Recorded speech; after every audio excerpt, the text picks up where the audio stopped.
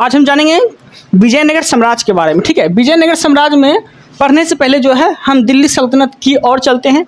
उसमें हम आपको बताएंगे कि कैसे विजयनगर साम्राज्य का ये विस्तार हुआ। ओके, समझते हैं ध्यान से। देखिए, दिल्ली सल्तनत में टोटल जो है 5 राजवंश शासन किया था। कितना किया था? टोटल 5 राजवंश शासन किया था दिल्ली में। ओके, दिल्ली सल्तनत में, जिसमें कि आप ट्रिक के माध्यम से भी याद रख सकते हैं। ट्रिक मेरा है गुलाब खिले तो सांस लो। गु से गुलाम वंश, ठीक है। खी से खिलजी वंश, ठीक है।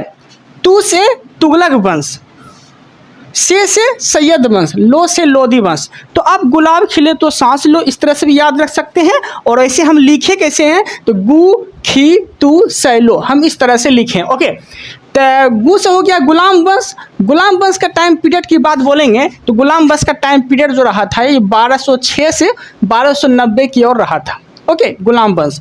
उसके बाद आता है खिलजी वंश। खिलजी वंश का टाइम पीरियड कितना था?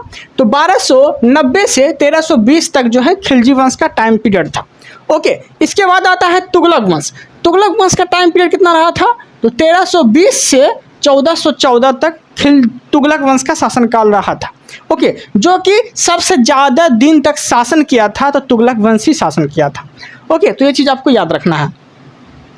आगे है सैयद वंश। सैयद वंश का टाइम पीरियड की बात बोलेंगे तो इसका शासनकाल जो है 1414 से लेके 1414 से लेके 1451 तक जो है सैयद वंश का टाइम पीरियड रहा था। ओके, और लास्ट में आता है लोधी वंश। लोधी वंश का जो टाइम पीरियड रहा था, लोधी वंश का टाइम पीरियड 1451 से 1526 तक इसका टाइम पीरियड रहा था।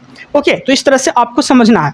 तो हम विजयनगर साम्राज्य की ओर चलते हैं कि कैसे विजयनगर साम्राज्य का विस्तार हुआ, कैसे ये विजयनगर साम्राज्य आया। ओके, तो याद रखिएगा।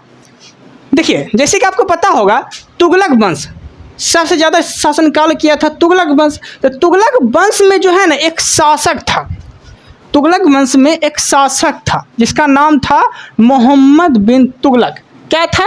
मोहम्मद बिन तुगलक। मोहम्मद बिन तुगलक की शासनकाल की बात बोलेंगे आप तो इसका शासनकाल जो रहा था यह 1320 से 1351 तक इसका शासनकाल रहा था। ओके, किसका? तो मोहम्मद बिन तुगलक का। ओके, तो समझने का प्रयास करते हैं फिर हम आगे चलते हैं। देखिए, विजयनगर क्या पढ़ने वाले हैं हम लोग? विजयनगर। इसका शासनकाल कितना से कितना रहेगा? तो 1336 से 1565 तक विजयनगर साम्राज्य का शासनकाल रहता है। विजयनगर साम्राज्य का साक्ष्य की बात बोलेंगे तो ये कहाँ से मिला है? तो कर्नाटक के हम्पी जगह से विजयनगर का ये साक्ष्य मिला है, वहीं से ये प्राप्त हुआ है, वहीं से ये वंश आगे बढ़ा था। ओके, बाद में जो है विजयनगर साम्राज्य की राजधानी भी बन जाती है।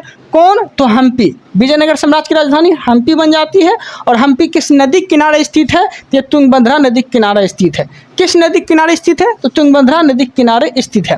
ओके, देन यहाँ तक कोई दिक्कत नहीं है। तुंगभद्रा किसकी सहायक नदी है? तो तुंगभद्रा जो है ये कृष्णा की सहायक नदी है।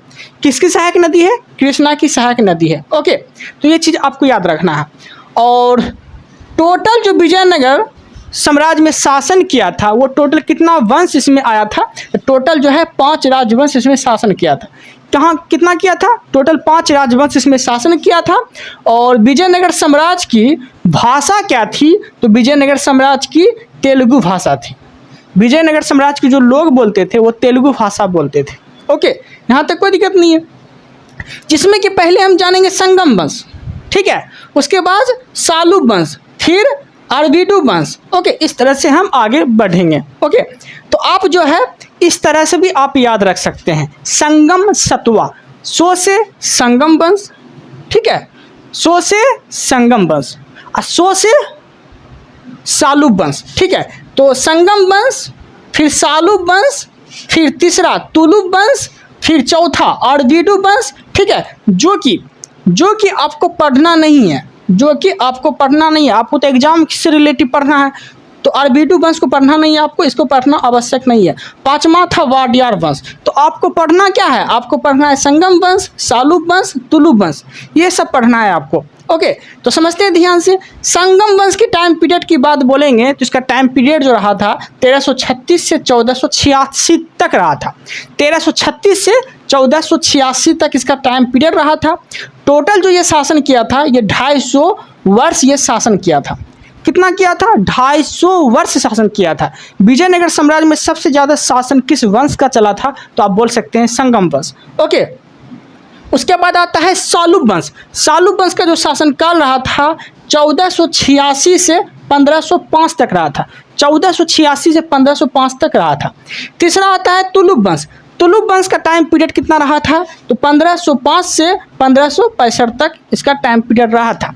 उसके बाद आता है अरबीडु वंश। लेकिन अरबीडु वंश ज़्यादा दिन तक शासन वासन किया नहीं था, उतना रिलेटिव है नहीं इससे। ओके, उतना पढ़ा भी नहीं गया है इसके अंदर, मतलब उतना एग्जाम से रिलेटिव आपको पढ़ना है तो ये सब आपको पढ़ना नहीं है, ठीक है, इसे उतना इंपॉर्टेंट नहीं है, इसलिए हम ये सब बताएंगे नहीं।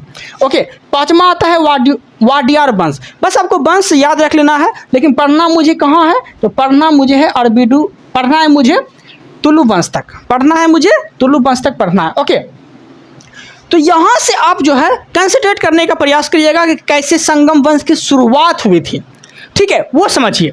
देखिए संगम वंश की शुरुआत कैसे हुई थी? संगम वंश का टाइम पीरियड कितना रहा था? 1336 से 1486 तक इसका टाइम पीरियड रहा था ना। आप समझिएगा ध्यान से। एक तुगलक वंश का शासक था, ठीक है, जिसका नाम था मोहम्मद बिन तुगलक।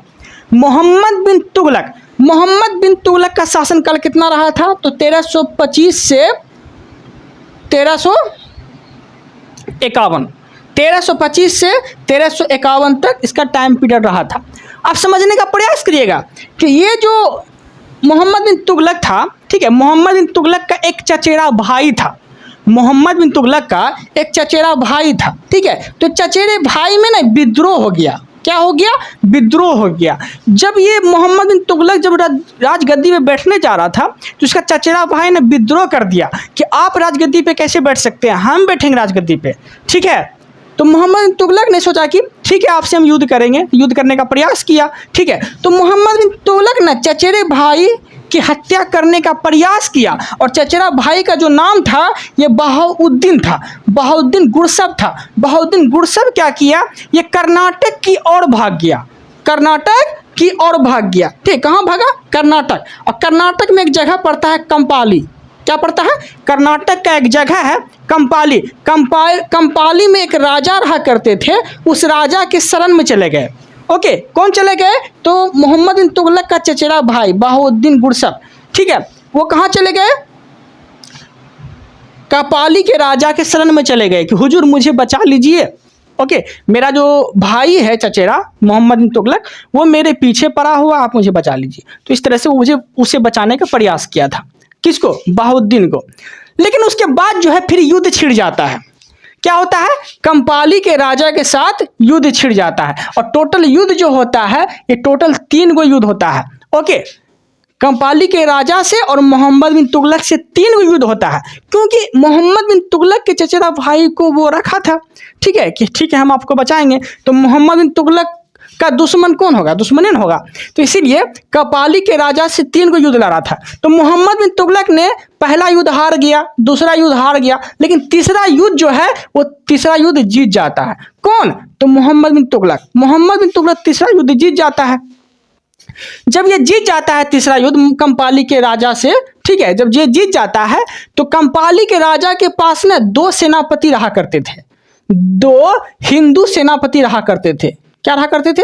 हिंदू सेनापति रहा करते थे। वो हिंदू सेनापति का नाम क्या था? तो एक का नाम था हरियर, एक का नाम था बुका। एक का नाम था हरियर, एक का नाम था बुका।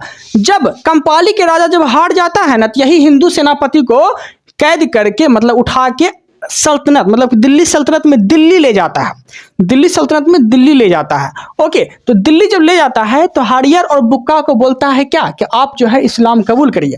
क्या करिए? इस्लाम कबूल करिए। और इस्लाम कबूल करवाता कौन है? तो मोहम्मद बिन तुगलक करवाता है कि इस्लाम कबूल करिए। और ये जो है हरियर और बुक्का जो है दबाव में आके इस्लाम स्वीकार कर लेता है, ठीक है, इस्लाम स्वीकार कर लेता है। और इस्लाम स्वीकार करने के बाद जो है वहाँ अपना रहना धना स्टार्ट हो जाता है, ठीक है। ऐसे ये प्रोसेस चलने लगता है और ये इस्लाम स्वीकार ये इसलिए करता है क्योंकि मोहम्मद बिन तुगलक बोलता है कि आपको जो है हम अच्छा राज सिंहासन दे देंगे, कोई ऐसा पोस्ट दे देंगे, आप इस्लाम धर्म स्वीकार कर लीजिए। ओके, तो हिंदू होते हुए इस्लाम धर्म स्वीकार कर लिया। तो ये इस्लाम धर्म इस्लाम धर्म जो स्वीकार कर लेता है, तो एक दिन ना हरियर और बुक्का को उसके गुरु मिलते हैं। हरियर और बुक्का को उसके गुरु मिलते हैं, और गुरु का क्या नाम रहता है? विद्यारण। तो विद्यारण जब देखा, हरियर और बुक्का को देखा, तो उसको बुलाया कि आइए थोड़ा इधर सुनिए। तो हरियर और बुक्का जो है अपना दुखड़ा सुनाया, किसके पास? तो विद्यारण के पास अपना दुखड़ा सुनाया। ठीक है, दुखड़ा सुनाया कि देखिए हुजूर, देखिए गुरुजी, ऐसे ऐसे बात है। ठीक है, कंपाली के जो राजा थे, हम उसके जगह काम करते थे, सेनापति थे, लेकिन कपाली के राजा जो है वो हार जाते हैं, इसलिए हम दिल्ली चले गए और मोहम्मद बिन तुगलक के दबाव में आके हम इस्लाम धर्म स्वीकार कर लिया। अब करे तो करे क्या, आपको हम गुरु बोले तो चरण भी नहीं छू सकते हैं आपका, थोड़ा हम इस तरह से हो गए हैं।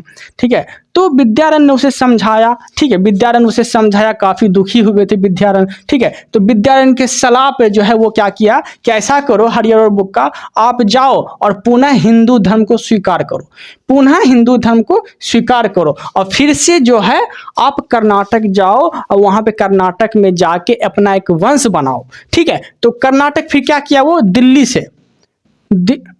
से हरियर और बुक्का जो है दिल्ली से भाग के कर्नाटक चले गए। क्या चले गए? कर्नाटक चले गए। जब कर्नाटक चले गए, तो कर्नाटक जब गए ना, तो हरियर और बुक्का का नाम था, हरियर और बुक्का के पिता का नाम था संगम।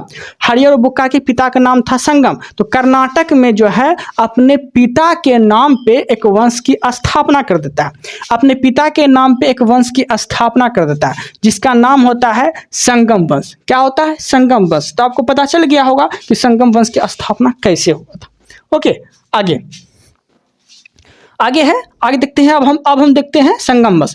तो संगम वंश का संस्थापक जो होता है ये हरियर एवं बुक्का होता है।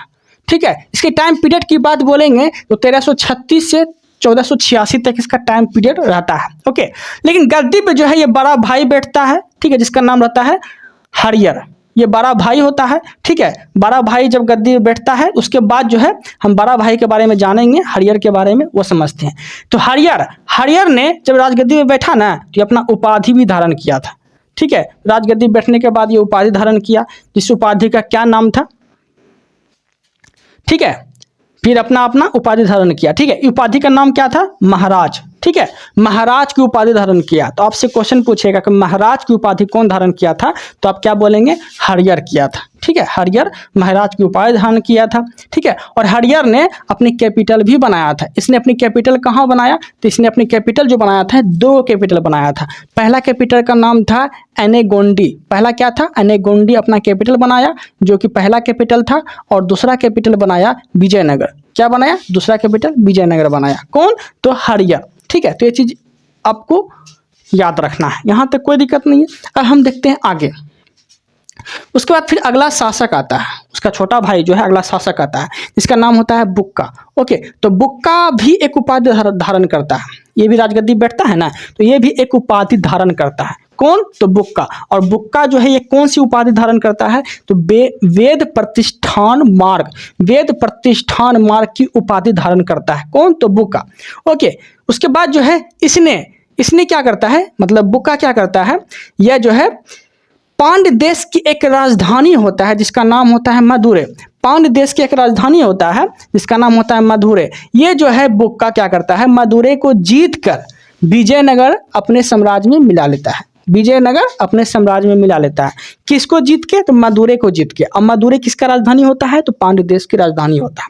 ओके, देन उसके बाद क्या होता है, इसके समय में क्या हुआ था, इसने ना एक चीन में दूत मंडल भेजा था। ठीक है, आपसे क्वेश्चन पूछेगा किसके समय में दूत मंडल भेजा गया था चीन में, तो आप बोल सकते हैं बुक्का प्रथम के शासनकाल में बुक्का के द्वारा जो है एक दूत मंडल भेजा गया था। कहाँ पे? तो चीन भेजा गया था। तो ये चीज आपको याद रखना है। ओके, कहाँ भेजा गया था? चीन भेजा गया था। ओके, तीसरा शासक आता है हरियर द्वितीय। तीसरा शासक का क्या नाम रहता है? हरियर द्वितीय होता है। और हरियर द्वितीय जो है ये क्या करता है, श्रीलंका को विजय प्राप्त करता है, मतलब श्रीलंका से विजय प्राप्त करता है। कौन? तो हरियर द्वितीय। विजय प्राप्त करने के बाद जो है ये उपाधि धारण करता है एक। कौन? हरियर द्वितीय।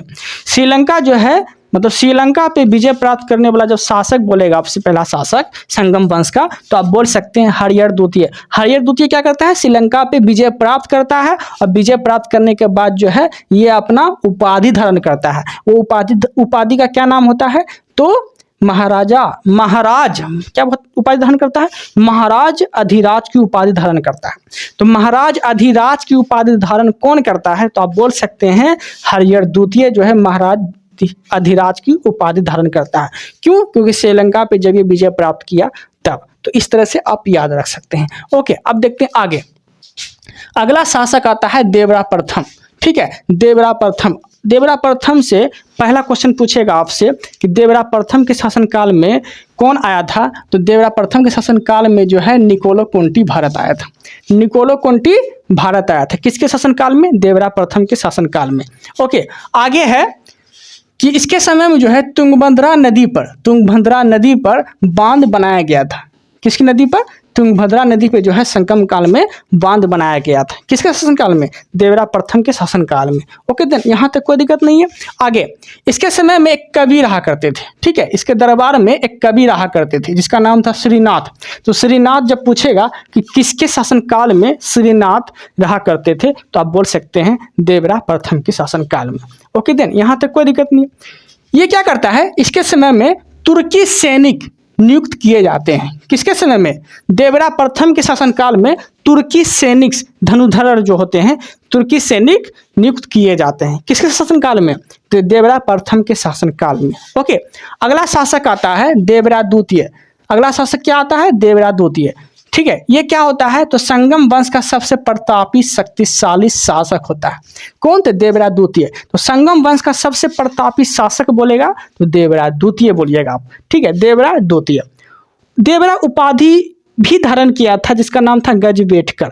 गजवेटकर का अर्थ होता है हाथियों का शिकारी करने वाला। कौन, तो गजवेटकर। ओके, अब थोड़ा सा MCQ लगा देते हैं। MCQ इसी में पूछ लेते हैं, उसके बाद फिर हम क्लोज कर देंगे। देखिए, आपसे क्वेश्चन पूछेगा, किसने पांड्य देश की राजधानी मदुरै को जीतकर विजयनगर साम्राज्य मिला लिया था, तो आप क्या बोलेंगे, तो बुक्का। कौन मिलाया था, बुक्का मिला लिया था।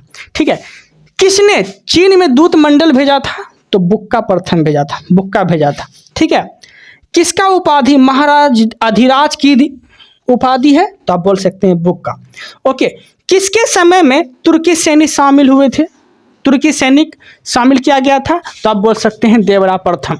श्रीनाथ किसके दरबार में थे, देवरा प्रथम। संगम वंश का सबसे शक्तिशाली राजा कौन था, तो देवरा द्वितीय। इस तरह से आप याद रख सकते हैं। ओके, तो इस वीडियो में इतना ही रखते हैं। आप लोग के लिए ऐसे ही कंटेंट हम लाते रहेंगे और लूसेंट को पूरी तरह से कंप्लीट ख़त्म करने का प्रयास करेंगे। बस आप लोग का सपोर्ट चाहिए, आप लोग का लाइक चाहिए, आप लोग का सब्सक्राइबर चाहिए, ताकि मुझे मोटिवेशन मिले, मोटिवेट होंगे तो आप लोग को अच्छे से पढ़ा भी पाएंगे और खुद भी पढ़ पाएंगे। ओके, तो इस वीडियो में इतना ही रखते हैं। Thank you, thanks for watching.